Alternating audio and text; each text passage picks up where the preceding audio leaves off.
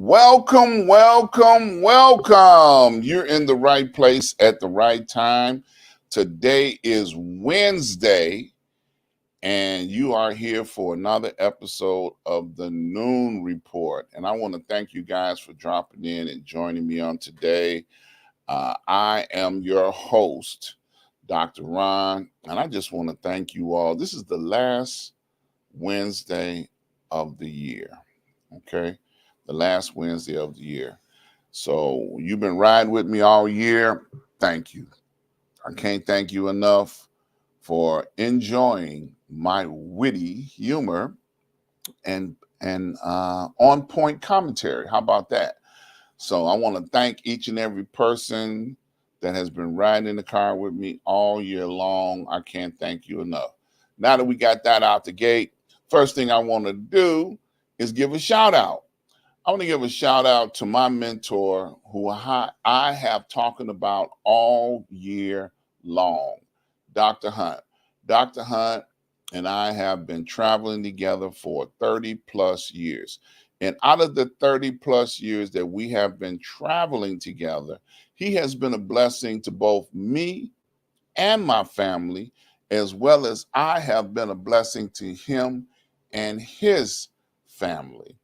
So let me tell y'all something. Get a mentor, somebody that you can trust, somebody can help navigate, somebody that can help point you in the right direction of life. Okay, it is invaluable. When you get a mentor, somebody that you can trust, man, it makes life so much more easier, to say, hey, if you do that, this is going to happen. I had a mentor when I was a young man who told me these profound words, and it stuck with me all the way till now that I'm an old man. He said, the path of life is well worn, but each step that you take is a new one. So in other words, ain't nothing new under the sun. Somebody done already been down this road, but every time you take a step on that path, you're just taking it for the first time. So I got it. I understood that.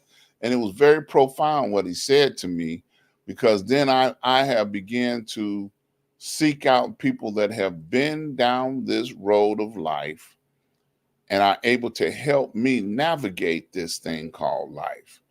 So now, just profound words going forward into the new year.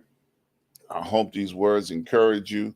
I also want to tell you, once you get a mentor, get a show so you can shout your mentor out. How about that? Ain't that a great way to do it? So now, moving forward, let's start hitting them upside the head like I normally do. First thing I want to talk about is that this is such a terrible situation and circumstance that the Colorado justices, the ones that evaluated the situation and decided first. Now, they're the first ones to roll out the decision saying that Donald Trump is not allowed on the Colorado ballot because of his involvement with the insurrection. Okay. Colorado. Now, there's 13 other states that have done the same thing, but now, since the justices have rolled out their decision, there are people that are threatening the judges. And the FBI are investigating all the threats that have come in against them. But do you see how terrible this is? The megas and the people that follow Trump so closely and so tightly, any dog whistle that he put out there, now they're willing to go out and try and hurt the justices for obeying the Constitution, in which most legal entities are supposed to do. Notice I said most, because we don't know what the Supreme Court, the justices of the Supreme Court are going to do when this case gets before them. They have agreed to look at the case to determine whether or not the Constitution applies to him being involved in this insurrection. But because he appointed the majority of them, you don't really know how they're going to decide. Okay. But Jack Smith put the case before them to determine whether or not he can do anything he wants and have immunity because he was president. Well, technically, he wasn't president when he started the insurrection because he had been voted out. Okay. Speaking of which, Rudy Giuliani got sued and now has to pay $148 million to those young ladies that were working to count the votes in Atlanta. And he accused them of, doing wrong and couldn't prove it. Couldn't find nothing wrong that they did, couldn't prove it. And to this day, he's still saying that the election was stolen. Well, those words caused him to, to get sued. And then I understand because he's still standing on that, that they did it, that they suing him again. It's already cost him $148 million. And now he's going to try and file bankruptcy, which is a legal maneuver in order to try not to pay them. But Rudy Giuliani going to jail, y'all. He's also on the case in Atlanta for attempting to, deal with the election in Atlanta. So Giuliani got to be about 100 years old, not exactly sure.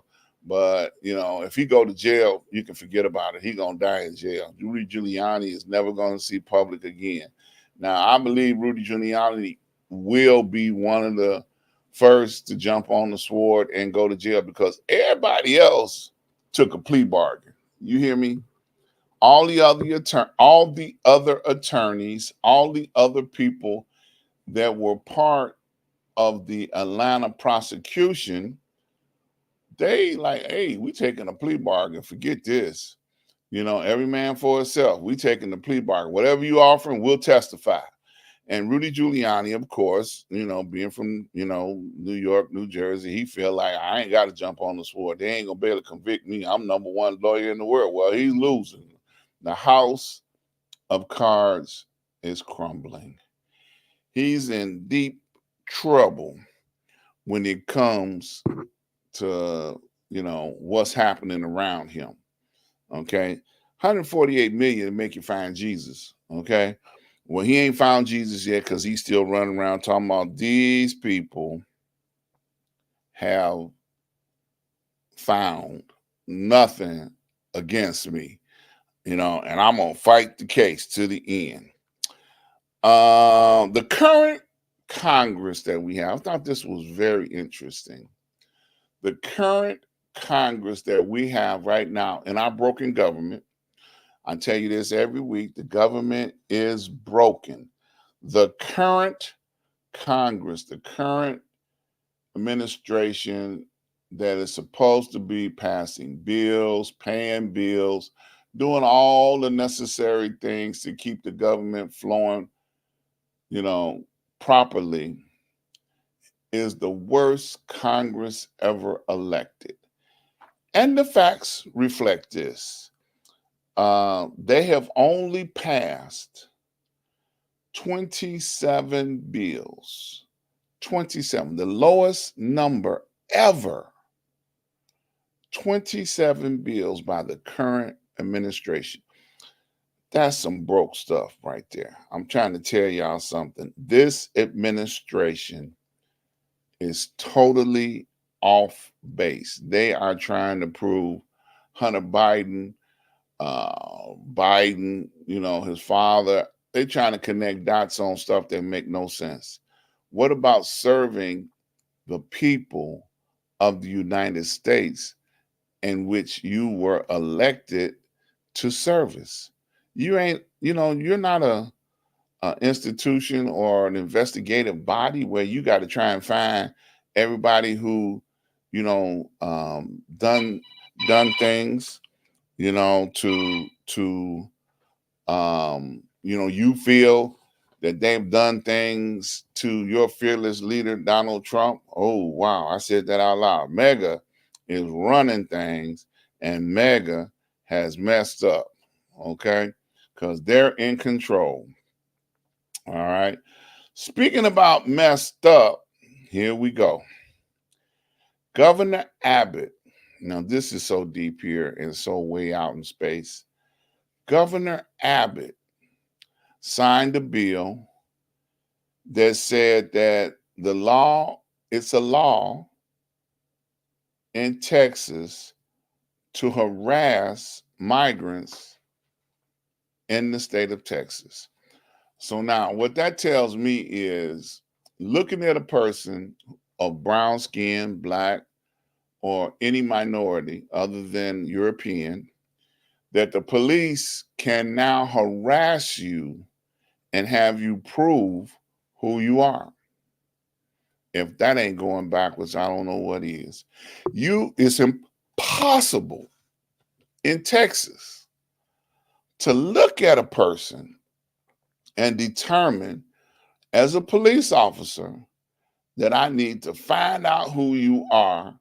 And if you ain't walking around with a US passport or a green card or something to prove who you are now subject to be put in jail and now harassed by the police.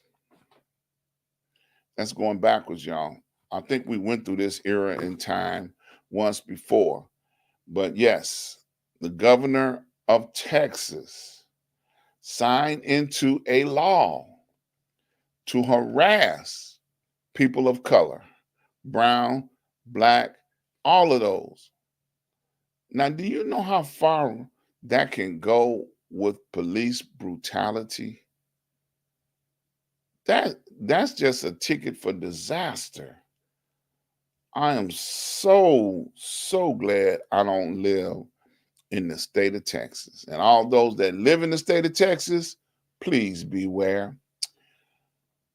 Putin, the leader of Russia, okay, is now ready to discuss a ceasefire. Now, I've understand recently they just sunk another one of their battleships, that was patrolling the area around the coast. And now he made a national speech that he is so ready to discuss a ceasefire. He didn't kill his top general, his top mercenary. He killed him. They don't even talk about that no more. But Putin is a dictator, and he feels like, maybe this thing wasn't as easy as I thought it was because the world got behind Ukraine to help them fight this battle. And now that he wasn't a pushover running in there like, okay, we're going to take this over today and it'll be over with. No, didn't happen. So now he's starting to think that maybe I'm wasting too much money, too many resources on this thing, and I need to start reconsidering how I'm going to get out of this thing. It's not as easy as he thought it was going to be a year into this conflict and battle. Okay. Destroyed the entire country. He bombed everything, hospitals, businesses, everything. He done bombed everything. The country is a ruin.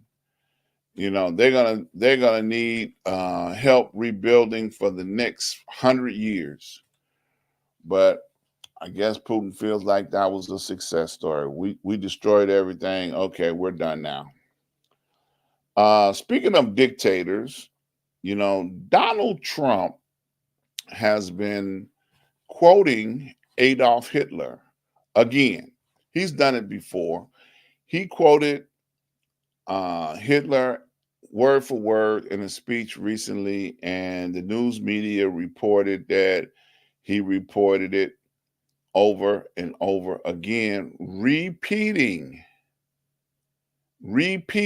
Adolf Hitler. Now we know how that turned out. Adolf Hitler decided that he was going to pick a fight and destroy all the Jews in Germany, and eventually led to his demise, created a world war. But I think Donald Trump would like to try and accomplish the same thing. Yeah, that's me saying it. Nobody else saying it, but I'm saying it. Donald Trump would love to see another world war. Okay. If nothing else, a civil war in the United States. He would love to split the country in half, take over part of it, and ruin that until his demise. Okay. So that's me saying that. Donald Trump also reached out to um, Nikki Haley and asked her if she would run as his vice president. Now, of course, I think she was smart enough to say, nope, not going to happen. But that takes a lot of balls. You ain't even won. You haven't even won. You haven't even won the nomination yet. And yet you still trying to be arrogant enough to say, well, I'm going to take her as a running mate. If that ain't some crazy thinking, I have no idea what this dude is smoking, boy. He's smoking some stuff. Speaking of smoking, Monsanto has to pay $857 million to people in the state of Washington. They won a lawsuit. They won a lawsuit against Monsanto. Monsanto has the rights to every seed that's planted in the world, not just in the United States, but in the world. They own the patents to everything. So all you people that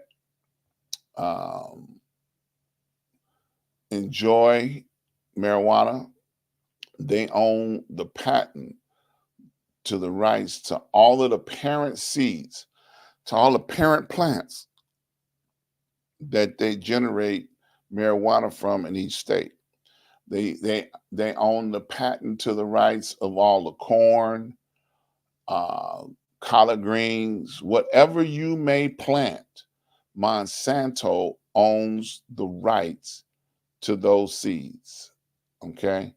So they just agreed to pay 857 million to the state of Washington State, for a lawsuit that was filed against them. This company is the best kept quiet secret to all of our existence when it comes to food and anything that can be grown. They got a laboratory that they are doing what they do, and now it's going to cost them some money. So that's it for today. I don't have anything else on my list to talk about. I just wanted to hit you up, with some profound stories ending the year. I thank you guys for truly being fans for Street News Now. We are going forward into the new year, bringing more and more shows onto the network. And if you are interested in being a show here on the Street News Now network, please reach out. Go to Street News Now, and I want you to fill out the form. Once you fill out the form, I want you to get together with our administrators and help put your show together for 2024. Lee was supposed to join me today to, give you all some final words of inspiration going forward into 2024, but he told me he was up all night and he don't know if he's gonna make it or not. But shout out to Lee Michaels, my partner in crime, and I love him so much. He has allowed this platform to exist for us to be able to do what we do. We've had shows and programming on this network. We had the Six Guys and You show, which I talk to the guys on a regular basis. We're talking about doing a reunion show. So maybe we'll start the year off right with a reunion show of the Six Guys and You so that you guys can enjoy us as a reunion show. I like that idea, reunion. Also while you're here, please hit that subscribe button. I need you guys to support, like, and share. All of what we do here is for you. We don't do it for ourselves, we do it for you. So you guys tell somebody about the Street News Now Network and especially about the noon show. We ain't going away. We're going to continue doing what we're doing, going bigger and better going forward into the new year 2024. New Year's is coming up. You guys be safe, be careful, protect yourselves. There's still a lot of germs floating around out there. COVID is not gone. There's a flu that's going around hurting people really, really bad. So you guys be careful.